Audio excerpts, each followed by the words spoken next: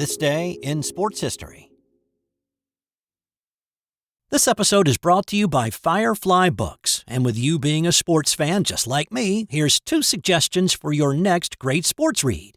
If you love basketball, then you need to add Dave Zarum's book, NBA 75, The Definitive History. Uncover untold stories of triumph, controversy, and the greatest stars of the game.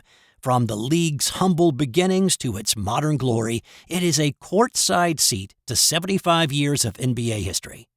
And if you're a golf fanatic, then you gotta check out Matt Adams' book, The Golf Round I'll Never Forget. I've used it as a reference in this podcast over the past year for lots of stories that I've done, and I can tell you from experiencing it, this is a great book. Relive 50 of golf's most memorable moments through the eyes of the legends themselves. It's the closest you'll ever get to walking the fairways with the greatest to ever play the game. Grab your copy of NBA 75 or The Golf Round I'll Never Forget, available from Firefly, wherever you get your books. It's July 5th, and on this day in 2009, it was an epic men's final at Wimbledon.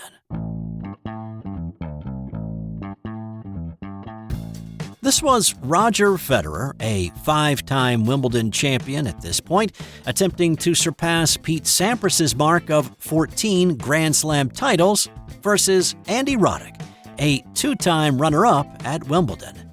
Federer had feasted on Roddick over the years, beating him in the 2004 Wimbledon final and again in the 2005 final. Head-to-head, Federer had beaten Roddick 18 out of their 20 previous meetings in Grand Slam events. And this was a grueling 5-setter that lasted 4 hours, 17 minutes. Roddick took the first set 7-5.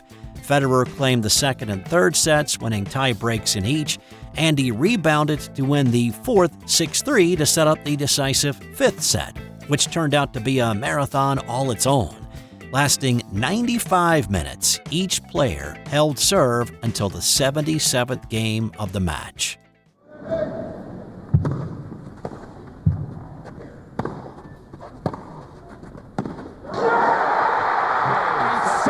Wimbledon Championship for Roger Federer. Number 15 overall. 5-7, 7-6, 7-6, History 3-6, for Roger Federer. And respect between these two men. A bad hop on the worn center court grass, and the ball hit off the frame of Roddick's racket. Amazingly, it was the only time during the day that Roddick's serve had been broken. The 77 games these two played was the longest Grand Slam singles final ever, besting the 1927 Australian Championships. The 30 games in the 5th set beat the previous Grand Slam final record of 20, also established in 1927 at the French. Despite the 4+ hours and coming up just a bit short in the final, Roddick was still able to muster some humor in the post-match interview. You threw everything at him, didn't you? Well, I tried. Sorry, Pete. I know I tried to hold him off. It was a pleasure playing here today in front of great champions like Pete, Manolo, Rod, and Bjorn there. I still hope one day that my name will be up there with theirs as a winner of this tournament, and I'll be back. Unfortunately, Roddick would not come close again, losing in the 4th round the following year and then a pair of 3rd-round exits in 2011 and 2012 before retiring from tennis. In fact, an American man has not played in a Wimbledon final since, and only once in the last 15 years has an American man reached the final of a Grand Slam event, and that was Taylor Fritz at last year's U.S. Open. This episode is brought to you by the Sterling Soap Company. Sterling Soap is 100% natural, and with a variety of bath soaps, shave soaps, beard balm, lotions, cologne, and many more personal care products in a large variety of scents, you're sure to find something that's perfect for you or that special someone in your life. Check them out at sterlingsoap.com.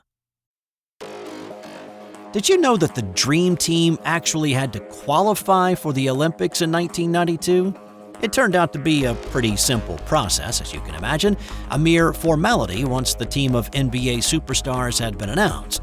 The U.S. had never had to qualify before, though. Prior to 1972, they'd qualified as the previous gold medal winners. In 1976, the team qualified as the silver medalist in Munich. The Tournament of the Americas had been happening since 1980, but since they'd won the 1976 Olympics and then the U.S. had already announced a boycott of the Soviet Olympics, they didn't play in that edition.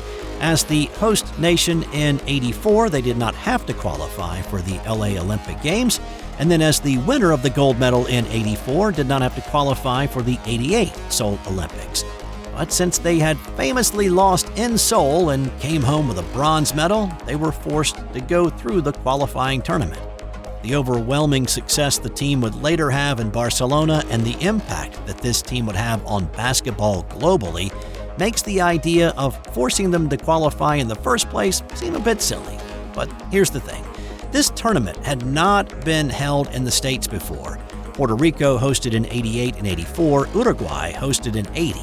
Mexico, Brazil, and Puerto Rico were all vying for the opportunity to host this play-in tournament in '92. The idea of convincing a team full of NBA stars that A, they would have to qualify in the first place, and B, travel either to Mexico, Brazil, or Puerto Rico to do it was going to be a daunting task. So 2 years earlier, Team USA execs Russ Granick and Dave Gavitt, along with committee member C.M. Newton, lobbied Jorge Ramos from the Copa Basketball Association, which held the rights to the tourney, to apparently put the finger on the scale of the vote to ensure that this tournament wound up in the States. There was also a little nod and a wink that they provided possibly a little extra financial incentive to tip that scale a little bit further. The tournament was awarded to the U.S. and set in Portland, Oregon. On this day in '92, the U.S. Olympic basketball team officially qualified for the Summer Olympics in Barcelona, winning the Tournament of the Americas with a 127-80 win over Venezuela. Karl Malone and Charles Barkley each had 17 points, Christian Laettner scored 16, and Clyde Drexler had 15 points in the round. The average margin of victory in their 6 games in this tournament was 51.5 points. They beat Cuba in their opening game by 79. Their closest game they played was a 38-point blowout against Puerto Rico in the semis. On this day in 1982, it was a grand coming-out party for Paolo Rossi.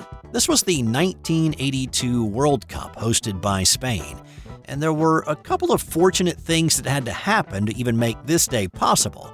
First, Paolo wasn't even supposed to be playing. He'd been caught up in an Italian gambling and match-fixing scandal in 1980. Now, he wasn't the only one. There were 20 players from 7 different teams in the top 2 divisions of Italian football that had been ensnared in this scandal. He was originally given a 3-year ban, but he ended up only serving 2 years of that ban.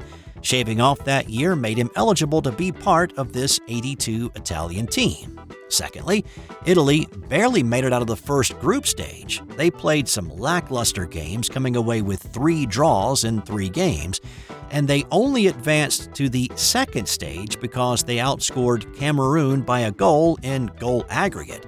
After beating Argentina in the first game of the second group stage, they faced off against tournament favorite Brazil on this day. Rossi erupted like a dormant Mount Vesuvius, scoring a header goal in the 5th minute. Brazil equalized in the 12th. Rossi ripped a screamer for his second in the 25th. Brazil's Falcao found another equalizer in the 68th minute. In the 75th, Rossi was in the right place at the right time, redirecting a shot past the Brazilian goalkeeper for his 3rd of the match. Italy won to advance to the semifinals on Rossi's 3 goals. He scored 2 in the semifinal game against Poland and another in the World Cup final in a win against West Germany. His 6 goals in the World Cup earned Rossi the Golden Boot as the most prolific scorer, and his play throughout the tournament made him the Golden Ball recipient as the MVP. Not bad for a guy who'd been barred from playing for 2 years prior to this tournament. On this day in 1947, Cleveland's Larry Doby became the first black baseball player in the American League and the second black player in the major leagues. Now, this is a little less than 3 months after Jackie Robinson broke the color barrier in the majors back on April 15th of 47, and Doby's Indians were playing in Chicago against the White Sox in Comiskey Park. His debut was met with little fanfare or public interest compared with Robinson. He came on in the 7th inning of this game as a pinch hitter for the Cleveland Indians, batting for pitcher Brian Stevens, and he received a good reception by the 18,000 fans in attendance that day. This was also not a long-planned, methodical journey to slowly integrate the American League like Jackie had been through with Brooklyn in the National League.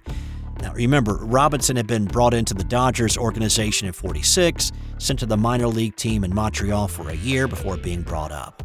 Instead, Cleveland owner Bill Veeck signed Doby from the Newark Eagles of the Negro League on the 4th.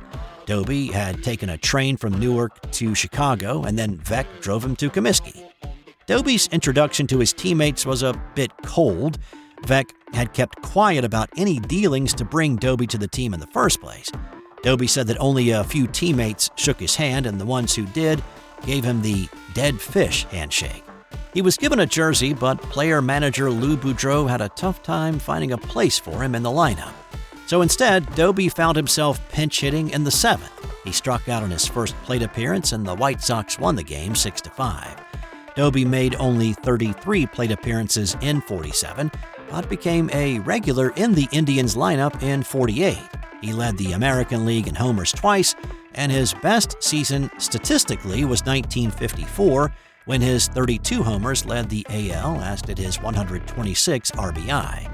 He finished second in MVP voting in 1954.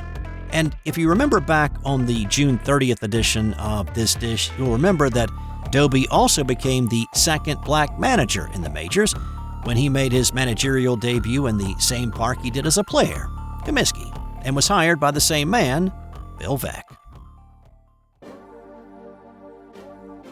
On this day in 1975, Arthur Ashe became the first black man to win at Wimbledon, and I do want to make that distinction. Althea Gibson had been the first black tennis player to win at Wimbledon back in 1957, which I'll talk about a little bit in tomorrow's episode.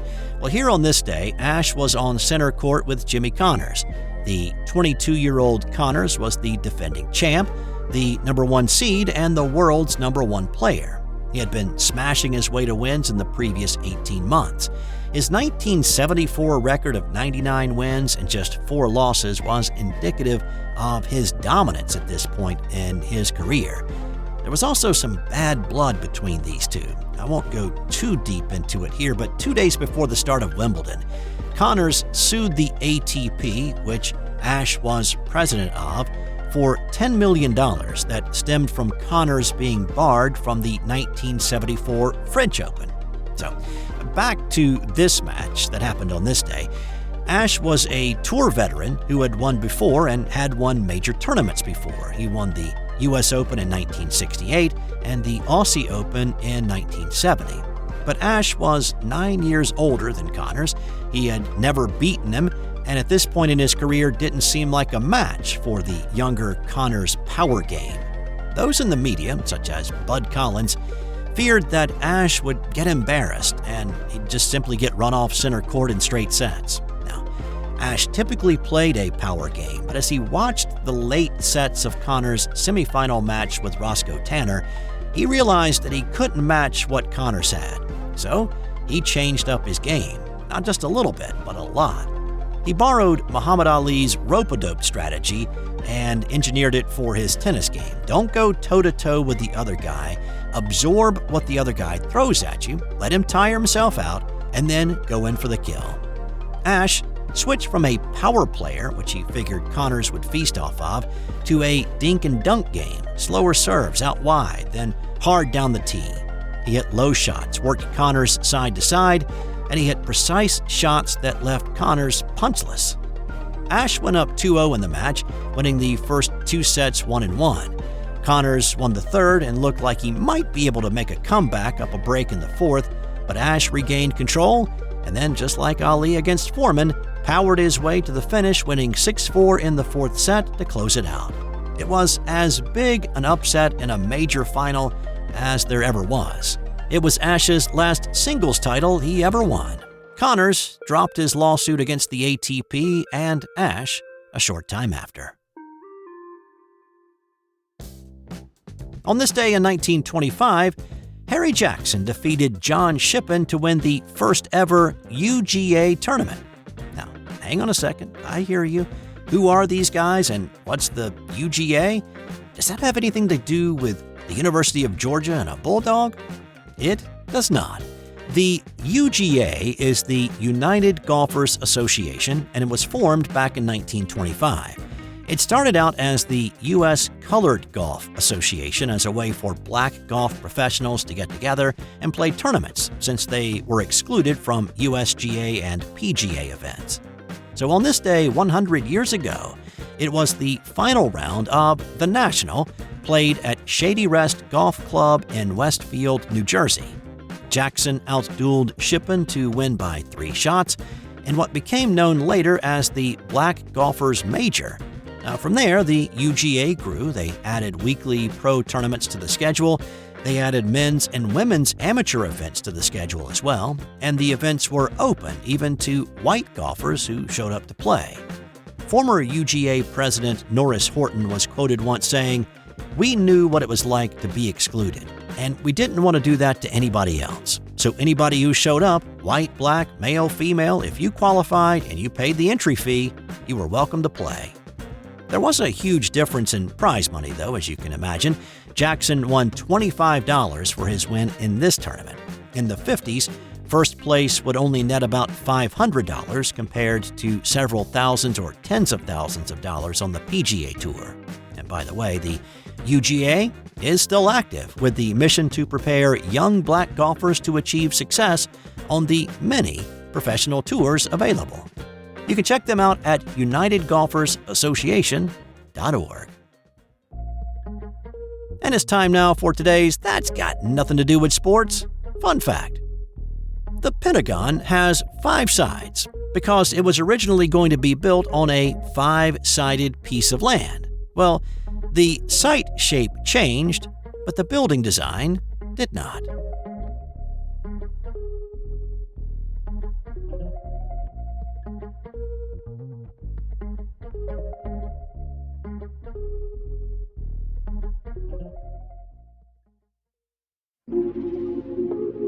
This has been an original Thrive Suite production.